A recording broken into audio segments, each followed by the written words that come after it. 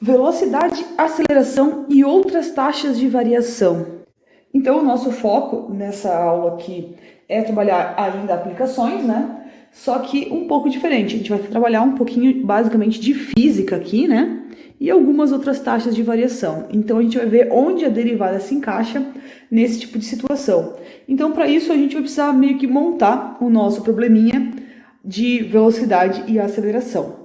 Ele começa então assim, supondo que a gente tem um objeto, que ele se desloca segundo uma função s de t, não sei exatamente como é que ela é, se ela é uma função reta, se ela vai subindo e descendo conforme um seno, se ela fica fazendo curvas, não sei. Mas nosso t é tempo, então o nosso gráfico é mais ou menos assim. Aqui é o deslocamento dela em função do tempo que passa e sei lá exatamente como acontece isso. Aí, qual é a velocidade média desse objeto no intervalo de tempo, um t inicial e um t final?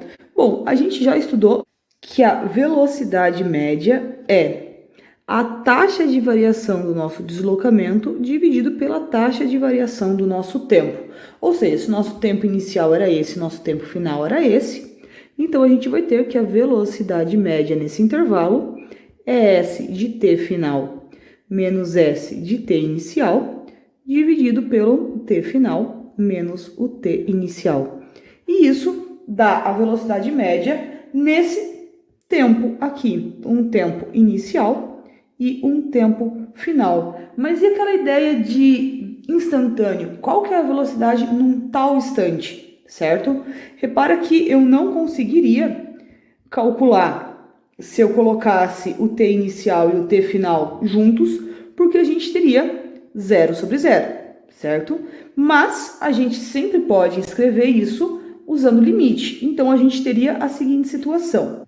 Como a gente poderia calcular isso, então, a velocidade instantânea, ela vai ser o nosso limite quando o t final se aproxima do t inicial. Ou seja, a gente teria s de tf menos s de ti, dividido por tf menos ti. A diferença entre a velocidade média e a instantânea é exatamente que a gente quer aproximar esses pontos. Mas a gente já sabe o que é isso daqui. A gente viu com outras letras, a gente viu f de x menos f de a sobre x menos a quando x tende a a, mas, a não ser que a gente troque as letras, essas informações são exatamente a mesma coisa. Repara que o que significa mesmo esse aqui de baixo, ele significaria f' de a. Então, o que esse aqui de cima significa?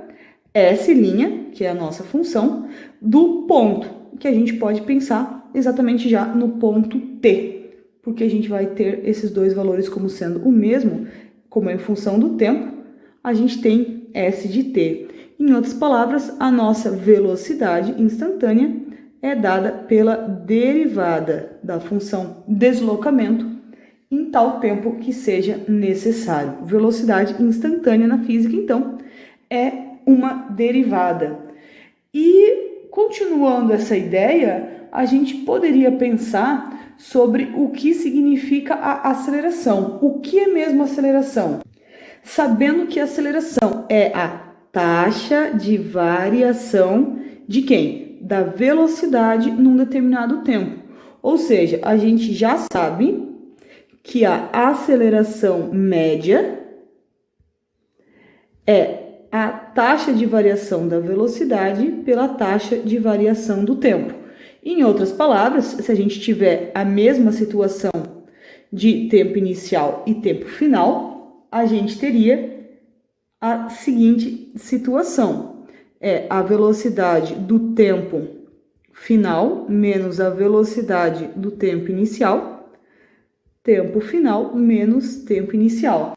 Pensando exatamente na mesma coisa que a gente fez de velocidade, qual seria a aceleração instantânea no momento que a gente quiser e não num certo intervalinho. Eu quero só em um determinado tempo e não num tempo inicial e num tempo final. Eu quero exatamente em um instante. Como é que ficaria? Bom, é a ideia de aproximar um do outro. Eu não posso simplesmente escrever os dois pontos, senão, de novo, a gente teria 0 sobre 0. Como a gente resolve essa situação? A aceleração instantânea, ela vai ser dada por limite quando o nosso t final está próximo do t inicial, exatamente daquele problema ali de velocidade no tempo final menos a velocidade no tempo inicial, dividido pelo t final menos o t inicial. Voltando à nossa definição, o que isso significa? Isso é a mesma coisa que limite de f de x menos f de a sobre x menos a, quando x tende a a. Esse cara aqui é f' de a. Esse aqui a gente vai dizer que é a derivada da função v no ponto t, pensando que a gente quer exatamente o mesmo ponto. Então, o que a gente vai ter é que a nossa aceleração num determinado tempo é exatamente a derivada da velocidade. Então, aí a gente tem uma situação bem interessante, onde a gente vai relacionar o deslocamento com a velocidade e a aceleração. Então, se o nosso deslocamento é s de t, a velocidade vai ser quem? S' de t. Isso é a mesma coisa que a velocidade. E o que é a aceleração? Bom, a aceleração é a mesma coisa que a derivada da velocidade. Isso é a mesma coisa que a aceleração. Ou seja, eu ainda posso relacionar o deslocamento com a aceleração. Por quê? Porque uma vez que eu derive o deslocamento, tenho a velocidade, e se eu derivar a velocidade, eu tenho a aceleração, significa que duas vezes a gente derivando o deslocamento, a gente tem direto a aceleração. Então aí tá uma aplicação, ou duas, vendo que a gente tem a seguinte situação aqui, de derivadas na física. Na física tem muita aplicação, tá? Qualquer tipo de taxa de variação, variando alguma coisa em um determinado tempo, normalmente na física é tempo. Se a gente quiser qualquer coisa instantânea, a gente coloca um limite aqui, certo? Quando nossa variação de tempo tende a zero, e isso vai dar a nossa derivada no ponto t, certo? Então, a gente tem aí muitas aplicações de física que a origem delas vem de derivadas. Para quem lembra, essa daqui é uma das fórmulas de deslocamento que a gente vê na física, né? T² sobre 2, certo? Chamam fórmula do sorvetão e coisa do tipo. Se a gente fosse derivar essa função, a gente teria constante da zero, a gente está derivando em relação a t, então isso aqui é tipo 3x, então a derivada é só o 3, mas isso aqui derivando em relação a t vai ser a t2 sobre 2, a gente simplifica isso, então a gente tem que a derivada do deslocamento é v0 mais at. E essa também é outra fórmula conhecida, que é exatamente a fórmula da velocidade. Nada diferente do que a gente fez aqui. Então, as fórmulas que a gente aprende na escola, todas elas têm uma origem, têm um porquê de que elas funcionam assim. E essa daqui é uma bem legal de ver, agora que a gente já viu o cálculo 1, que é simplesmente uma derivada. E se a gente derivar de novo, a gente vai ver que isso vai dar aceleração.